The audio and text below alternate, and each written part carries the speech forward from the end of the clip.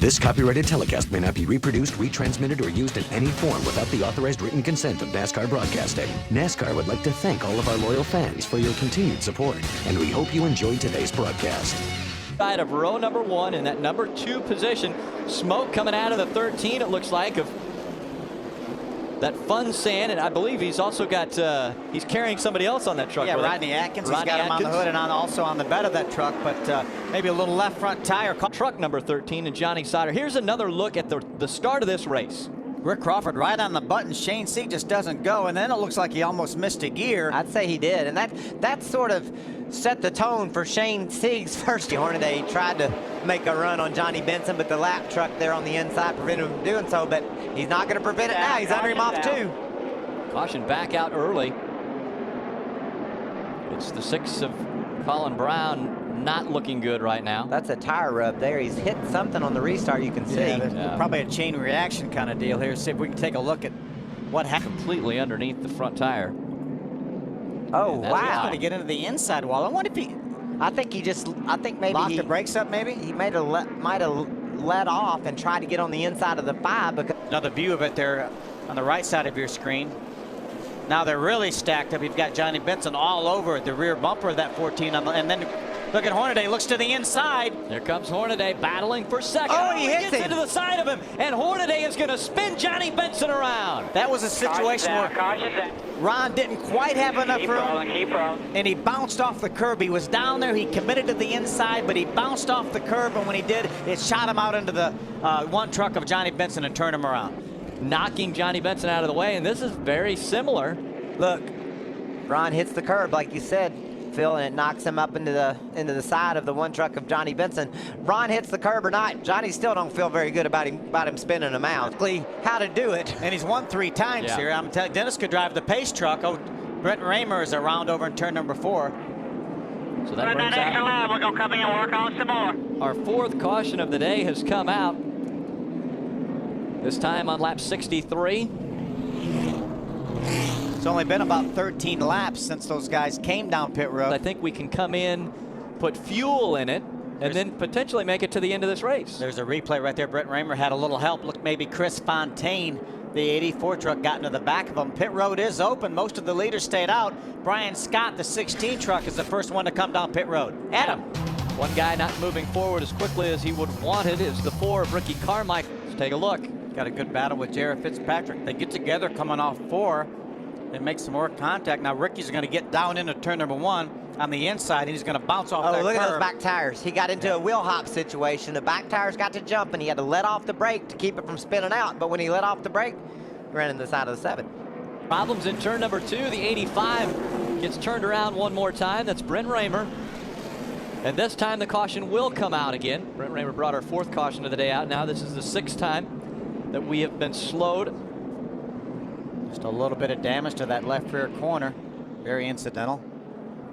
I believe Ricky Carmichael might get our Aaron's lucky dog.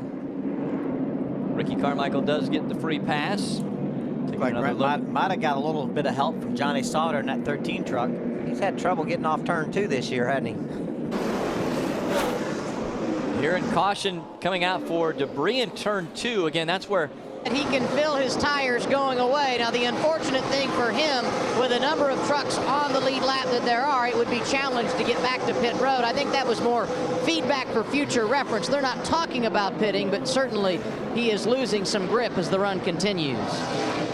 Well, then he's got a chance right here to take care of that. Norm Benning gets turned around in the 57 right at the start-finish line, bringing out our 8th caution of the day. Norm's got a couple of free passes today, but I don't think it's going to do him any good. Looks like he got in the outside wall a little bit. I'm keeping my eye on the Hornaday. He's moved up to the 13th position now. Just take a look at the replay. What happened to Norm? There he is coming off turn number 4 sideways, makes contact with the inside wall. Ron Hornaday has made his way up to the 13th spot. Remember, he was among the last group of trucks to pit on. Battling it up front. Adam, what are they saying about that 2 and fuel mileage? They feel very good about it. I just went over and talked to crew chief Ernie Cope, said, are you good to go the distance? Have you got enough caution flags? And as we talk about Harvick, we have a spin with one of his young drivers on track. Ricky Carmichael, there's also another truck involved in this. There was 2 trucks spinning along the backstretch. when they came out of turn number 2. Let's take another look. There's the 84 of Chris Fontaine on the outside. Ricky comes off turn 2. They make a little bit of contact, and then they get hung together.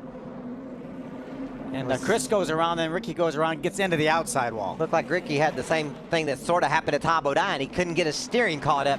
He got into the side of the 84 by certainly wasn't intended, but the truck just got to swarping back and forth, and he couldn't quite catch up with it. Swarping? Harry Gant. Yep. 11th caution of the day has come out. You see the damage to the 23. It wasn't only Jason White involved in this one. Let's take a look. Todd Bodine gets on the inside of Max Pappas, and Max is okay with that. But his spotter must have said, clear behind Todd, and Jason said, no, it's not. And it might have been for a split second, but that's how quickly things happen here at Martinsville. Jason came along to try to take that spot, use that hole that Todd opened up. Jason's got some severe damage to that truck of his, the gunbroker.com Dodge. Harvick looks to the inside early. Kyle Busch holding him off through 1 and 2. Crash into 1, big crash for TJ Bell. Problems for the 11. Look at the damage to the back and front of that truck. Todd Bodine got down on the inside of TJ, and TJ just kept coming over and over, trying to hold Todd Bodine off, and Todd wasn't having any of it. I don't think TJ's too happy. Both ends of that Red Horse Racing Toyota. Here's Todd, go up through the gears, gets down to the inside, and just TJ was kind of moving his way over there, and Todd made contact just about before it was even time to get on the brakes. That was a big crash here at Martinsville. You don't tear one up much worse than that here. Slammed into the inside wall and then kicked it back out to the outside wall, and you see frustration. There's TJ Bell climbs out of his Red Horse Racing number 11. That's the finish line and into 1. 9 laps of racing to go. Kyle got a little bit loose off of 4, never backed off. It looks like Kevin's got him cleared. Oh, contact. Little contact between the 51 and the 33, and now smoke coming out of the back of the 51. A little bit of sheet metal contact with the tires. Yeah, that's when Kevin got into the back of him just a little bit, and I think that's caused that tire to rub. I think Busch's goose is cooked. I think that rub, and with Hornaday all over the back of him. Now Kevin Harvick. Check up, caution's out. Check out, and oh, the caution comes out. The 48, the 84 get turned around. And so Hermie Sadler having a great run here, gets spun around in the wrong direction. 13th caution of the day. Jason White went down pit road with his hood up. You see it is all over the windshield there. 17 also had to come onto pit road while all of that great racing was going on up front for the lead. Was that a gas issue for the 17? We believe he ran out of fuel. Could that be a similar situation? Sign of things to come? A precursor maybe? We've seen that before. Kevin Harvick up front. Take a look. Hermie Sadler was up on the curb there a bit. 48. Johnny Sauter has to get turned around. Remember, see the left rear quarter panel. There's the contact right there that got that fender in the tire, but that's what allowed Kevin to get to the inside of the 51 and eventually take the pass for the lead. No, actually, you saw on the front stretch, he laid back a little bit so the team could check the left rear damage, the tire smoke there coming from a tire rub, and they just told him, Kyle, we have the binoculars out. As you saw there on the pit box, you have cords showing. I believe he went over the commitment line. He was on the commitment line on the backstretch. I think he was too. He's trying to scrub the wall maybe with that fender to squish it in, but I think he went over the white line. You can't cross that white line and not go onto pit road. He had all 4 tires on the commitment line and then went back out on the racetrack. Yeah, I think that may result in a penalty from NASCAR. Yeah, you got to come to pit road once you cross the commitment line. That white line is the commitment line. The yellow one is the speed line. Right. And he's gonna plead his case that he had no intentions of coming to pit road. He was just trying to get that quarter panel up off the fender. We'll see if he wins that argument or not. We're hearing from NASCAR, commitment line violation for the 51 truck. Yeah, he needs to get to pit road right away. Can't drag the side of my truck on the side of the wall. That's his argument. But the rule's a rule. The line's there. For the Camping World Truck Series, Kevin Harvick, Ron Hornaday, Mike Skinner, green flag back in the air. That may be the best restart anybody has ever gotten on Ron Hornaday right there. Great job by Kevin Harvick on this restart. You think maybe that could have been choreographed a little bit? Harvick get squared away from Hornaday, giving him a bit of a cushion, knowing that Hornaday could then run back up to Harvick and then distance himself from Skinner. Trouble. Problems on the backstretch and into turn 3 and 4. We stay green, and now the caution comes out. That will mean Kevin Harvick will win at Martinsville. Kevin Harvick grabbing his 4th career win. And again, as I mentioned, this is the first time he's won outside of Phoenix. What a great job. Brand new truck that Ernie Cope and Kevin's guys brought to this racetrack. Got Bounty to sponsor it. What a super job by Kevin. Good pit strategy. Pitted on lap number 94 for fuel. They pitted. We're getting a report they did not take the white flags. Well, I'm wondering what as far as the prescribed distance, that wasn't the green-white checkered then, because we just completed lap 251. But they took the green flag on 49. They didn't take the white on 49. So I don't know. I think this is going to be an official race, right? The way they're running right now. They're going to check scoring. NASCAR is taking care of that. Yeah, we took the green with at 49, so that meant overtime was because white would have been completed 250. Right. Yeah. And we're getting a report that is the race. Yeah, you only have one shot at a green-white checkered finish, and they have made it official. Kevin Harvick is your winner today on the seldom used Monday Camping World Truck Series race. See what happens here late in the going. Looks like the 16 of Brian Scott gets into the back of Terry Cook, and he gets into Todd Bodine, and it ends a really what looked to be a promising day for Todd. Yeah. Frustrating, though. Obviously, they were working very hard at keeping sponsors on this truck and keeping them going. Whelan jumped on board for this race. And Terry Cook had a great run going as well.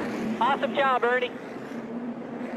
There you hear him, Ernie Cope, crew chief for Kevin Harvick for this race.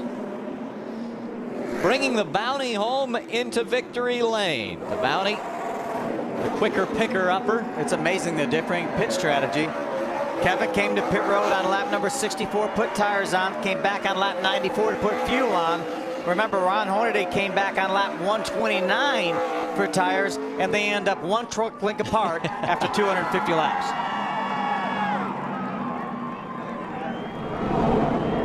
Kyle Busch climbing out of his truck, obviously disappointed, disgusted with the way this one ended. So close to having victory. I think he's mostly disappointed, I think, with the penalty. Yeah, having when he was trying to just straighten the fender using the inside wall, and he did go across the commitment line, he's thinking, you know what, I wasn't pulling a fast one on anyone. But at the same time, the rule is the rule. You go across the commitment line, that means you are coming onto pit road. So Kyle Busch just inside, jogging away from the racetrack. 10 laps to go, he had victory in sight.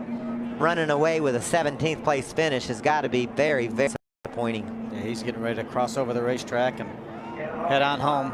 What a great job by Kyle and all his guys, and just a tough break. And you know, had it not been for that penalty, it would have been a good shot. He'd a good chance he'd have probably ended up this race in second position. Certainly not if second, third.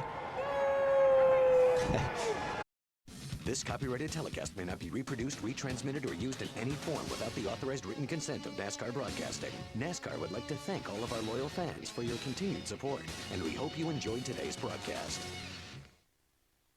This has been a presentation of Fox Sports and FoxSports.com, the world's favorite sports site. We are